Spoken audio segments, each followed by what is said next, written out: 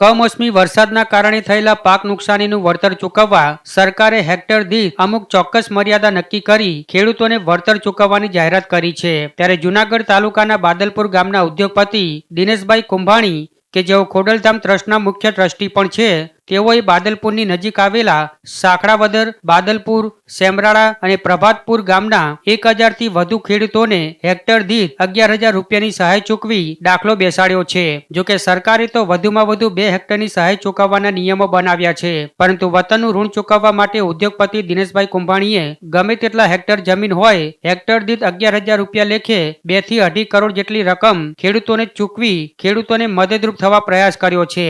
અગાઉ તેમણે આ અંગે જાહેરાત કરી હતી। ત્યારે આજે બાદલપુર ગામે આ ચેક વિતરણ કાર્યક્રમ યોજાયો હતો, જેમાં મોટી સંખ્યામાં મહિલાઓ, ખેડૂતો અને પરબની જગ્યાના મહંત કરશનદાસ બાપુ અને ખોડલધામ ટ્રસ્ટના મુખ્ય ટ્રસ્ટી નરેશ પટેલ અને અગ્રણી ઉદ્યોગપતિઓ સહિતના આગેવાનો જોડાયા હતા। જેમાં પરબના મહંત કરશનદાસ બાપુએ ઉદ્યોગપતિ દિનેશભાઈ કુંભાણીના સેવાકીય કાર્યને બિરદાવ્યું હતું, તો ખેડૂતોએ આભાર વ્યક્ત કરતા કહ્યું હતું કે સરકારે તો હેક્ટર દીઠ મર્યાદા નક્કી કરી છે, પરંતુ ઉદ્યોગપતિએ કોઈ પણ જાતની મર્યાદા વગર સહાય ચૂકવી છે, જેને ખેડૂતોને ખૂબ મોટો ફાયદો થયો છે।